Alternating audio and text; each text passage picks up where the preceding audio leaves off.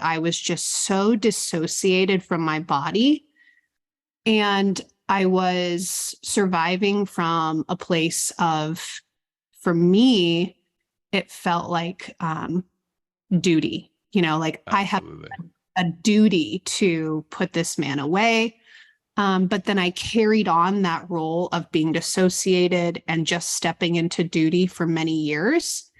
But I do think that because I had not done, for me, like what really changed was somatic work, because I had not done the somatic work, the nervous system work, because I was still in that state of survival and just avoiding, getting up on a stage was the quickest way that I could just dissociate. Welcome to the Holistic Life Navigation Podcast, where we explore life through the lens of somatics. I'm Luis Mujica, a somatic educator who teaches people how to find safety in themselves. Your turn to learn begins now. Okay, I'm with Britt Piper today, and I'm just so excited to slowly dive into a bit of your background and your story and how that turned into the work you do now. So first, welcome and thank you. Thank you. Thank you. I was so happy when I got the invite from you. As I was just telling you before we, pressed record here, your message and just all the content that you share, I feel like it aligns so well. So I was really, really excited when I got the invite. So thank you. You're so welcome. Thanks for coming. And let's start by just orienting people toward what you do. Like, what's your work? What's your focus? Tell us that part first. Then we'll go to the how you got here. Yeah. So it's interesting. I feel like people know me now as Britt Piper, the practitioner. But I wear many different hats, and that's probably the one that I think is most prominent now. But when the pandemic hit back in 2020, what was actually, I would say, at the forefront and had been for about a decade at that point was my role as a sexual violence educator and a public speaker. So since wow, I didn't realize that. Yeah. And I actually April is Sexual Assault Awareness Month. So you're catching me the day before my kind of speaking tour starts. But for the past, since 2011, 2012, around that time, what I was doing most of the time was professional speaking on sexual assault prevention, response, and recovery. So I worked here in the States, but also overseas for about 4 years in rape crisis and trauma centers. And so that was kind of the foot that I led with for much of my life. I am a survivor first and foremost. And so I feel like that does inform a lot of, my story and a lot of my experience in the work that I do. But then when the pandemic hit and we were in quarantine, live events were certainly not a thing. We could not gather in communal spaces. So I had already been doing quite a bit of like trauma-informed coaching. I had some certifications at the time and different like modalities, just working in the recovery space and within, trauma centers. I had some experience with that. And so I love being a professional speaker, but I felt like from the stage, there's almost like this invisible wall that closed me off from people. And like my favorite part was after the event was over and people would come up and chat with me. And I was the speaker that would stay for like hours. Like if I was speaking at a conference and you catch me after a program, like I am willing to stay as long as you need. And so I knew that intimate connection was something that I really craved. So that's where the practitioner role kind of came in. So I started doing some trauma recovery work just through a one-on-one program, through trauma-informed coaching that started back in 2016, 2017. And it was just kind of like a side thing that felt really good and really organic. And then when the pandemic hit, like, well, I can't be a professional speaker right now.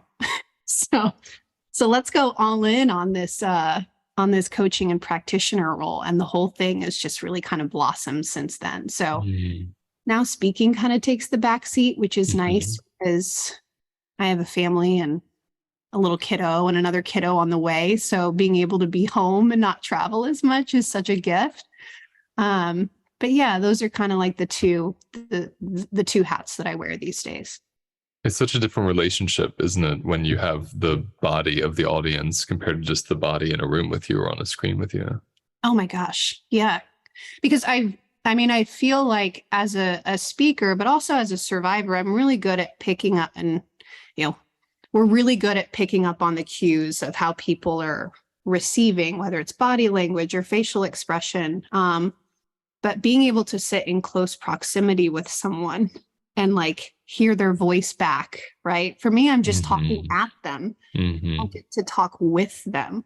And so I was craving that reciprocity, the back and forth, rather than just talking at people. Absolutely.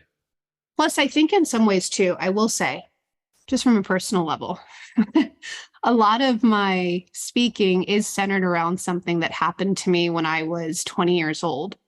I'm going to be 35 soon. And I feel like in a way it was incredibly therapeutic to be able to share my story in a way to, I think, give people hope who are on a similar path of like, this is what it could look like. But at the same time, I felt like I was reliving a moment. Like I was stuck in this moment 15 years ago.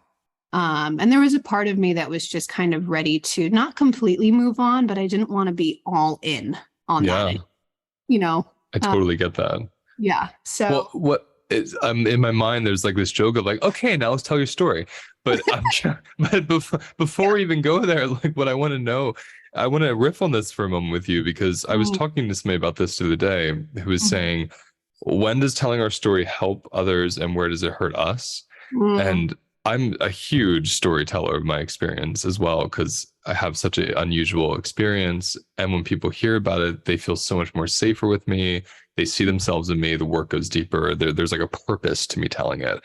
What's it like for you, even in this moment, to orient to telling us your story? Like, do you want to? Do you not want to? Just tell me what that's like in your body. yeah.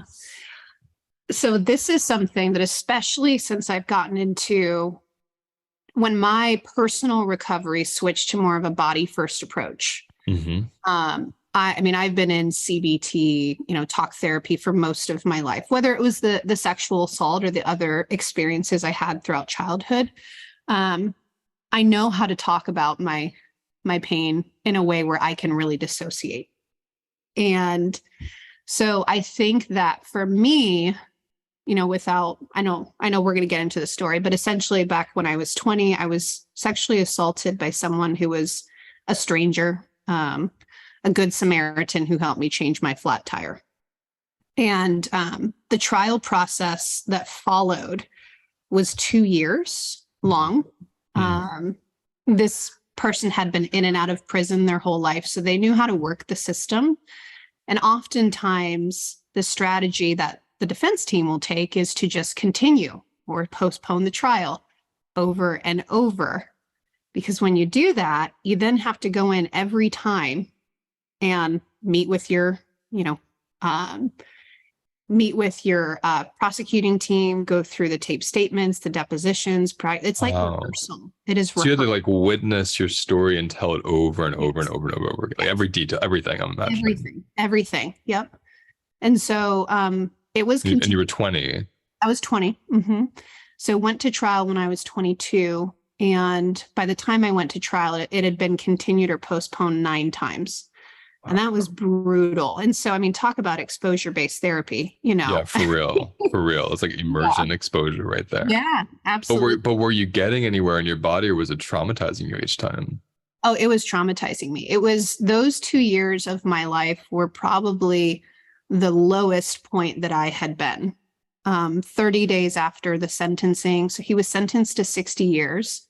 Wow. And 30 days after the sentencing, I ended up in a jail cell because of an alcohol-related incident. And I think that can maybe just give you, an impression of where I was at the time in my life. And what's interesting, though, is I still have a news clip that I will sometimes show during my presentations where the news anchors are talking about my story. And there's a moment where they're kind of, chatting back and forth.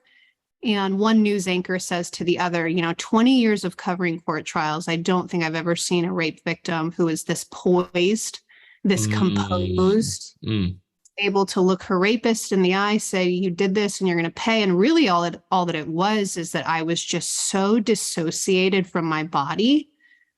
And I was surviving from a place of, for me, it felt like duty, like I have absolutely. a duty to put this man away. But then I carried on that role of being dissociated and just stepping into duty for many years. But I do think that because I had not done, for me, like what really changed was somatic work, because I had not done the somatic work, the nervous system work, because I was still in that state of survival and just avoiding. Getting up on a stage was the quickest way that I could just dissociate again, over and over and over again. And so, in many Let's ways, pause there a minute. That's just so yeah. profound. I want people to hear that, Mhm. because you really found part of your way of coping with the trauma living in your body was to talk about the trauma in your body, because it would pull you away from it. Um, Absolutely. and I'm assuming it felt really good to have the dopamine hit of everyone like applauding and coming up to you, and the rewards, right? The accolades. And there's something for people listening to really hear. That's such a rare experience. Yeah. Yeah. Well, and there's the dopamine hit of you're changing people's lives. I almost Yes. felt like for the first few years I took on, which I hate saying it now. No, I don't hate saying it. Hate's a strong word. But I feel a little bit of like tension when I say it, but I felt Mm, like I had like this savior complex. Right. And so that came up a little bit for me. Also, it provided a very steady income. I mean, mhm, there was mhm. the excitement of travel. Um, and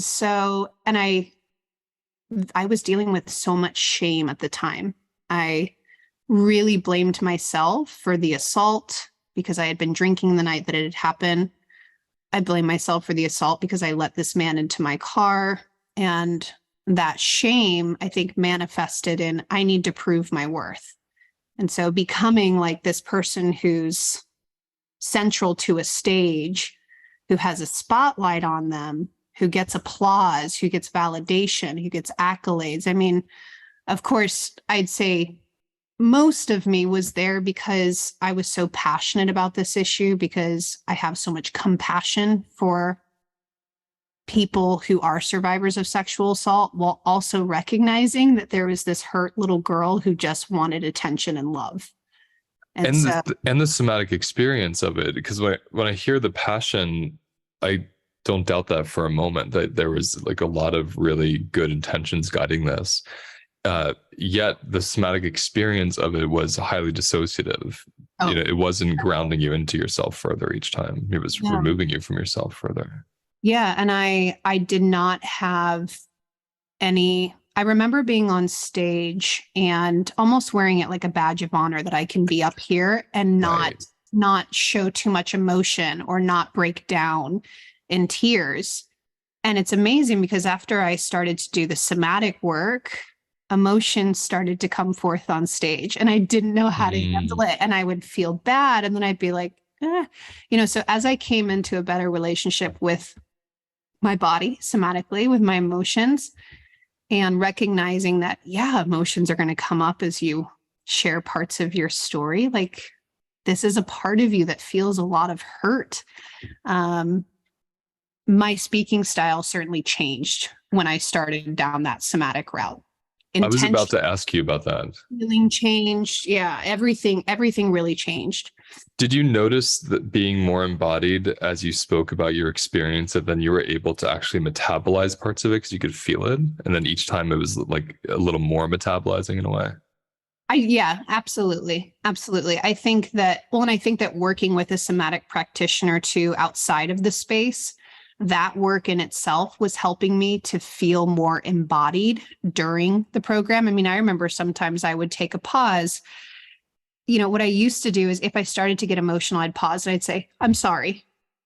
And instead, it's like I let the tears flow and I don't apologize anymore when tears come up or when emotions come up. I pause and I give it space for me to just feel whether I'm in front of a crowd of 5 people or 4,000 people. We're just going to take a moment, kind of place hand on heart. I might start to rock a little bit. I've also noticed that my stage presence has actually changed. So I've watched some of my videos back in the past like 4-ish, years or so. And there's a lot more self-touch now that happens on stage rather than just, microphone, really stoic. My posture is a little different in different parts of the program. Yeah, and I just move with more ease. I think I was so in my head. Yeah. So that's this is just so good for people to hear. I mean, just this part is so valuable, even before touching your story. It's so good that we hear this. Because I think what drew me to you was when I was watching you tell your story, I was feeling so much calm, even though the content was so extreme. It felt like, wow, this body telling me this story of these horrors has this space to even let them land in her. And so it gave me space to let it land in me. And that's important because when you talk about this reporter that was saying the most amazing, young woman I've ever seen be able to do this with such poise, it speaks to our social conditioning around fawning and being undercoupled, doesn't it? Yeah, absolutely. Absolutely. Right. The being detached from emotion, I think, is something that we certainly glorify. Yeah, absolutely. And I have a background in women's studies, so gender-based violence prevention. And when I first got into the work, I was really working a lot with women's centers and stuff like that. But over time, I started working more with like male organizations. And I do a lot of speaking on community or on college campuses. So like 90% of the programs that I do are on college campuses, which this topic really needs to be talked about because it's so prevalent there. But in work and growing up with all brothers, it's so interesting for me to recognize the way that my brothers were conditioned compared to the way that I was when it comes to emotion. Don't cry like your sister.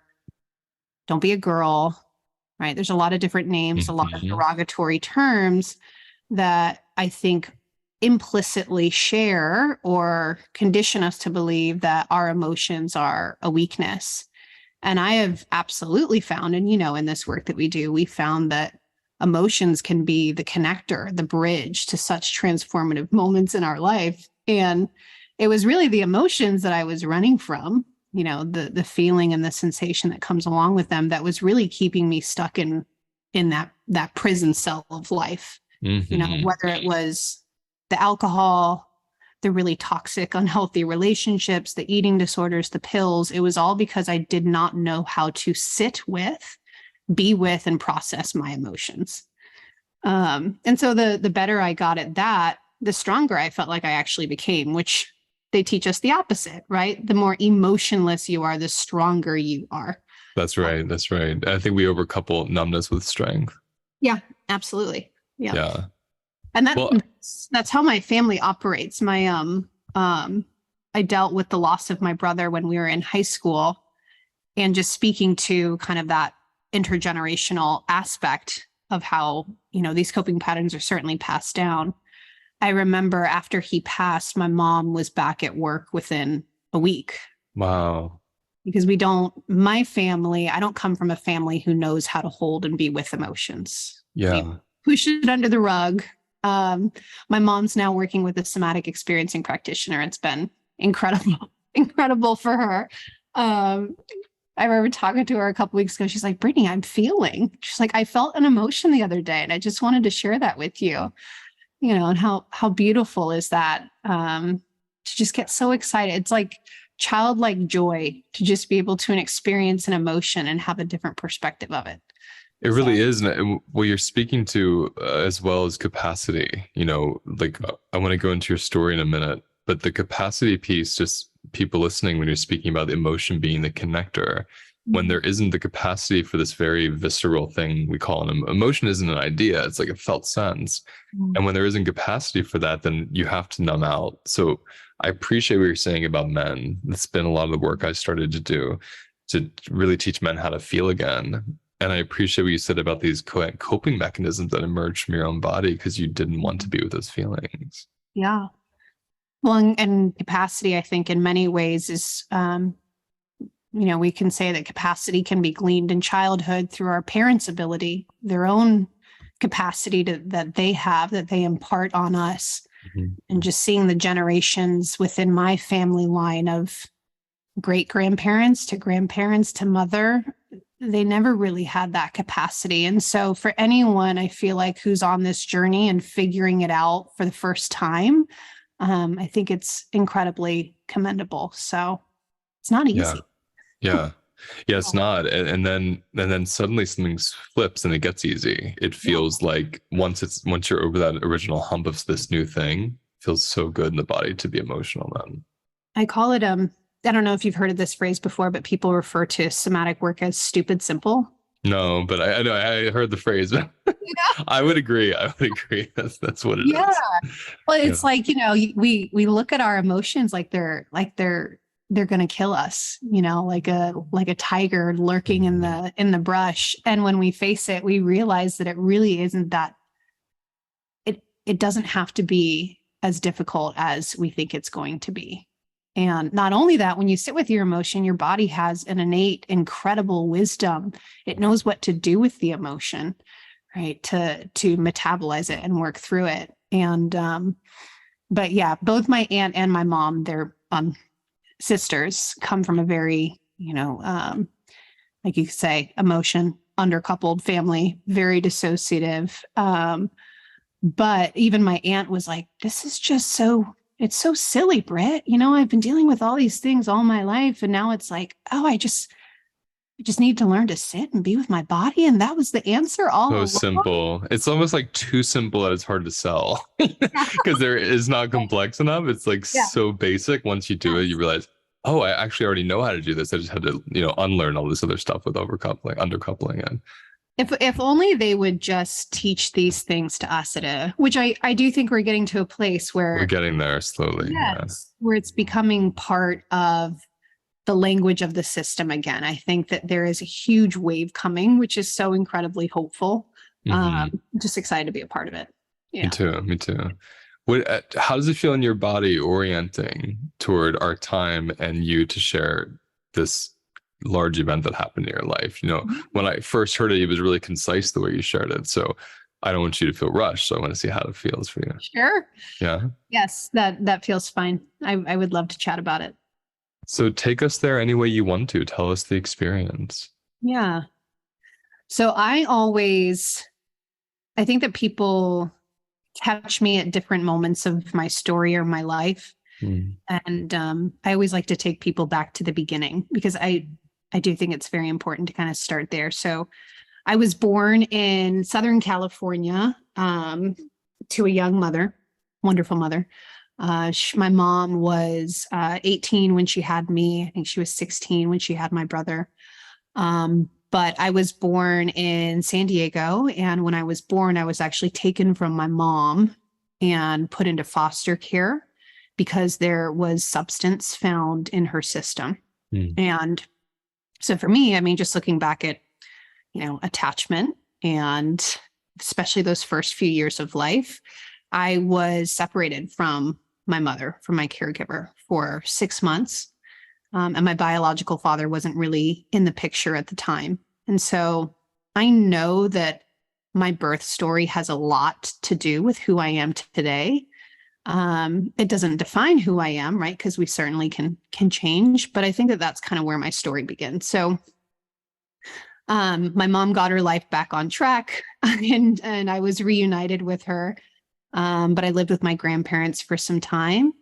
And then when I was 15, my older brother, Dominic, he was killed in a car accident. And that for me, I always like to say is kind of like my first tangible experience with trauma, like the kind of trauma where you look in the mirror and you're like, I visibly see that I'm impacted by something. And he and I were really close. My mom was very career driven. She spent most of my upbringing for 11 years. She actually lived in a separate state and would commute Monday through Wednesday, like had a separate home. So I didn't see her a whole lot. My stepdad came around when I was like 2 or 3. And so he was kind of, caretaker. But Dominic and I, my brother, we were the one constant. He was the stability in my life. We were incredibly close. So losing him was really difficult. And because I wasn't given the tools or the capacity to learn how to be with the grief, I started to self-medicate. Mm-hmm. And so that's where my journey with substance abuse really began. And so in and out, of different treatment programs, bereavement centers, grief counseling. And then I went off to college. And then when I was 20 years old, I was in college at the time. I was sexually assaulted by a stranger who helped me change my flat tire. And I was out one night with my friends. We were drinking, dancing, having fun. And at the end of the night, I realized I had left my phone in a friend's purse. And so like any 20-year-old, or I always say like any year old these days, I didn't want to be without my phone, even if for a night. So I ventured out into the night to get my phone from her. And on the way there, hit a pothole, ended up with a flat tire. This gentleman helped me change my flat tire and asked for a ride home. And so I let him into my car. And the next thing you know, I was in a hospital. So after that 2-year trial process, which is where my life really, really kind of went downhill at that point, with the trial and the proceedings and all the stuff that entail, kind of that re-traumatization. I kind of hit a bit of a rock bottom, but the trial happened. And I remember just thinking like, when the trial's over, when he's put away, I'm going to be fine. When this is over, I'm going to be healed. When I get past this, everything is going to go back to normal. And that wasn't the case, right? And I think oftentimes we put our internal healing, we put so much weight of that into external circumstances. That's right. Yeah. And that didn't happen for me. So he was sentenced to 60 years behind bars. And then 30 days after the sentencing, after those news anchors were making all of those comments, 30 days after, I was out one night with a boyfriend who was drinking and driving. And I always tell people that should give you an indication of where I was at the time in my life. So he was pulled over and arrested. And when the police officers just went to pull me out of the car, just to give me a ride home, in my drunken mind, I had a flashback of the night of my assault, of a stranger touching me in a car. And I snapped. I mean, it was like trauma reenactment 101. And I went straight into fight mode, which was all of that pent up, incomplete fight response that was overpowered in me when the assault happened. When the assault happened, I did try to fight, but I was overpowered. And so during those 2 years, I was a very angry person. I became very controlling. When I would drink, I would sometimes get violent, and that was never in my nature, right? Nature versus nurture. That was never part of Brittany. And so I snapped on these police officers, and I ended up in a jail cell with 2 counts of battery on an officer with injury, 1 count of resisting arrest, and 1 count of intimidation. And I remember calling my dad from jail, and my dad answering and essentially saying, if you don't learn how to stop running from your pain, you're literally going to kill yourself. By the way, we're not bailing you out. So I ended up sitting there in this like 6x8 jail cell for 3 days. And there were no pills. There was no unhealthy, toxic, shitty relationship that I could distract myself with. There was no outlet. There was nothing I could do to put something between me and the pain that I had been running from for so many years. And it was miserable and it was hard sitting with all of that mess. But I was alive. Like I felt it all. was really intense. And then I went before the judge and she knew who I was. And she said, I know who you are. And she looked like Judge Judy. I always feel like that's really important to note. Uh, just to set the scene here, like she looked just like, I remember walking in and being like, wow, striking resemblance. But she said, we're going to drop the charges. We're going to give you a second chance. But she said, you need to learn to live with your trauma better. Wow. And I think that for me was I refer to it as my concrete bottom, like not my rock bottom, me and this concrete floor in this jail cell. Because she didn't say you need to learn to get over your trauma. You need to learn to get past it. You need to learn to live with it. And that was kind of the turning point for me. So that was back in 2012. And since then, my, recovery, it has its ups and downs, but I think the through line for me is how can I live with this better? Whether it's my story, whether it's living in my body, whether it is the sensations that come up, the emotions. How can I find better capacity to be with this rather than run away from it? And so that's kind of been the mantra that I've followed. And her voice still, I can hear, you need to learn to live with your trauma better. So that's kind of my story in a nutshell. And then there's the whole after story of, how I came into this work. But well, I'm so moved by so many parts of it. I'm just getting chills all throughout, just because I'm empathizing with you. I'm relating to you. I'm moved by the awareness of the repressed fight response, how that came out for 2 years. I'm moved just by the whole experience. Yeah. And I wonder what it was like in your body. You're 22, right? Mm-hmm. Or no, the trial started at 22, so you're 24. How old are you when you're in this jail cell? 22 years old. Yep. The trial. So the assault happened when I was 20, and then the trial, I was 22. Yeah. Got it. So there you are in this jail cell. You're 22, and she says to you, you have to learn how to live with your trauma better. What did that even mean to you in this moment before any training, any language? Like, what was that like? What happened in your body when she said that to you? Is it a felt sense? Was there a cognitive sense? I think it was a moment of clarity. Well, and I think what's also interesting about it is that my relationship with image and memory is very scarce. Mm-hmm. And so the fact that I can vividly remember that moment, the tone of her voice, exactly what she looked like, I can remember the room. That wasn't something that was natural for me, especially during that time in my life. And so I just felt like it was almost like a lifting moment, like everything just became really clear for the first time in a really long time. Whereas before I felt like I was kind of living and walking in a fog, like a haze. Yeah. I don't know if that makes sense. Makes perfect sense. Yeah. It makes sense because it's real. It's like, yeah. I've had clients and people I love over the years be in these really hopeless moments of their lives. And there's a difference between someone that says to you, like, you have to work through this, and someone that says, like, you have to be with this.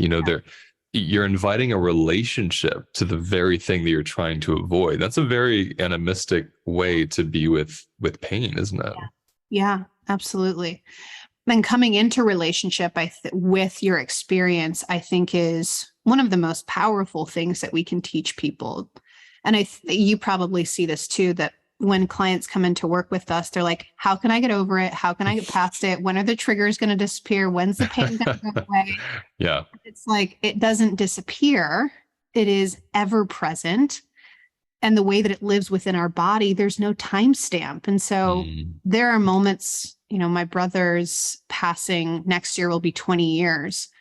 And it's not really on the anniversaries or the birthdays or anything that I get emotional thinking about him. It's the random moments when it's something that I sense or smell or can feel into. And then the wave of grief hits me just like it did the day, that he was gone. And it feels like this visceral present moment.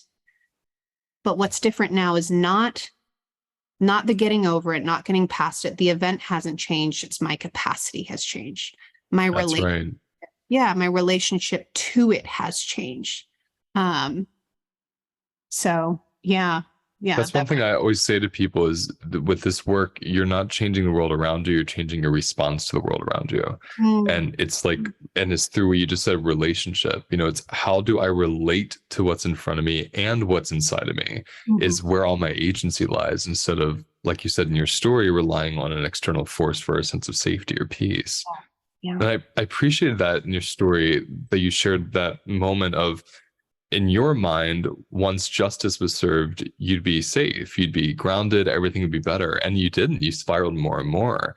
Yeah. I use this example a lot, especially with people when they die.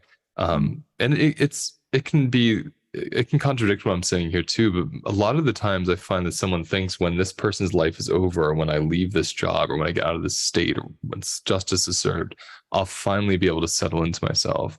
mm. But the external force will never settle you. It's a relationship to that you that gets settled, isn't it? Yeah, absolutely.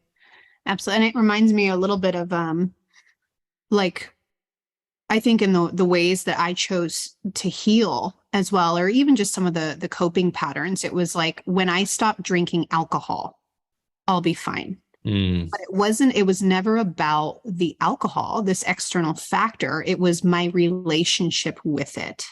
that's right. And so sure, the alcohol disappeared. I stopped drinking in that way. But then 3 months later, now I'm depending on extra pain medications, right? Or extra. That's right. So it's not, again, it's not the external things, it's the relationship that we have with these factors. Yeah. So I ab- would love to give, I mean, I would love, do you have 5, 7 more minutes? I have all day. I'm actually so That's so nice to hear. I would love to give just a little more time to your after story, because this big moment in your life, total hell you were living through. The judge says this, Mhm. total clarity. Where did that clarity propel you next? You know, I would say if I could have, I don't know why, the image of like pentacles just popped up. This has never come into my mind before. This is so funny. I'm talking about this. So I had these tentacles that were just like seeping into all of these maladaptive behaviors and environments and all of these things that really enabled me to stay super distant from the pain. And so I think for me, it was like there had to be a separation from a lot of those things. Hmm. First of which was my relationships. My relationships were incredibly toxic. It wasn't just the POS boyfriend that I was dating. um, it was also a lot of my friendships were really codependent, were really unhealthy, centered around um, substance, use. And so for me, there was almost like a natural shedding or falling away of those relationships and recognizing that these people and their energy, which we now know, right? Like I am co-regulating with these people. There's so much dysfunction and it is keeping me in this state of dysregulation. I didn't understand those terms at the time, but I knew that Mhm. that was probably the first thing that needed to go. And so there was just kind of like a sweeping or a cleaning up in my life. And again, going back to like titration, I didn't step away from alcohol right away. I didn't step away from a lot of the other things. It was like, what can I do now that feels manageable? And it's Mhm. so funny because I naturally knew how to do that before I even knew about like, somatic work and taking it slow. But it was just more so asking myself, what are small, manageable, tolerable steps that I can take now to start moving myself in a better direction? And so, yeah, relationships was the first thing. And how long would you say, how long was that moment was in your 22, you're almost 35. So we're talking like 13 years Yeah. of practicing this until this moment where we're talking right now. And I want people to hear that, because there's this, like you said, there's no timestamp when it comes to somatic healing. There's a Mhm. linear idea of like, I have to get clean, I have to heal this, I have to fix this. Yet you're bringing in an important piece. And I tell everybody this in my course. I will say, whatever you learn today that you really feel it's alive in you, that feels easy to show up to, that's your work right now, not the stuff that's impossible for you. Right. And you're speaking to capacity and titration. Mm-hmm. So I want to highlight that so people can hear, you ask yourself what's tolerable, you followed that. And I'm assuming you just kept doing that still are doing it, I'm sure. Like you just kept doing that 13 years ago, and then it started to include training, it started to include public speaking, just unfurled to what you do now. Yeah. Yeah. And I think, while also recognizing that I didn't start doing somatic work until about 2015, 2016. And when I say I didn't start doing somatic work, my own recovery of somatic work. Yeah. Still working with a talk therapist. My first speaking engagement that I ever did was 2012. So it was right after the jail incident. Mm-hmm. And so it was from that place, I mean, again, I was still dissociating, right? Like I was still coping in some ways. Mm-hmm. So that was a tool for me. And it wasn't until about 2016 where I recognized, I'm not feeling any emotion on stage. And I'm wondering if this is normal. Why do I not feel emotion? Right. And so then that was kind of the next step. But yeah, it's been a layered process. And we always say that healing is it's like peeling back an onion. You take one layer at a time. You take what's manageable, and that layer then typically leads to another, and then another, and then another. But I think in this world of quick fixes where we want everything handed to us right away, and where we're not given the tools to be with discomfort, it makes sense that we want to rush the process. But rushing is, especially in this work, rushing is so counterintuitive. It literally works against that unfolding that has to occur. Yeah. And I still have my moments. It's interesting because I do now work through, a lot of what I lead with is the practitioner role, while also still wanting to just be like imperfect Brittany. Like that's how I show up still, like on Instagram. And so even today I was sharing about grief that I'm experiencing and these triggers of my anxious attachment style that have been coming up, and how I'm like, yeah, these, I've been doing the work for a long time, but the triggers still happen. And this is how I've been holding space for me. This is how I've been holding space for that younger part of me that's still here. So I think when people start to recognize that it's not about making the hard stuff disappear, it's about, again, going back to what we've talked about the whole time. It's about our relationship and our capacity to be with it. That's right.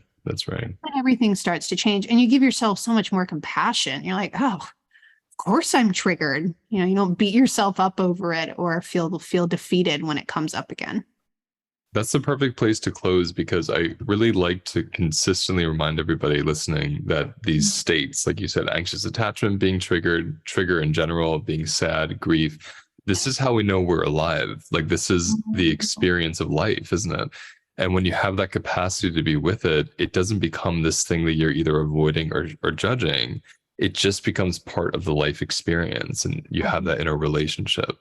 So I really appreciate you sharing your story yet again and teaching us your experience, and just showing people the reality of how when you take slow, titrated steps in a different direction, slow again and titrated, it can really transform, how you show up in the world and how you feel in your body. And you're living proof of that.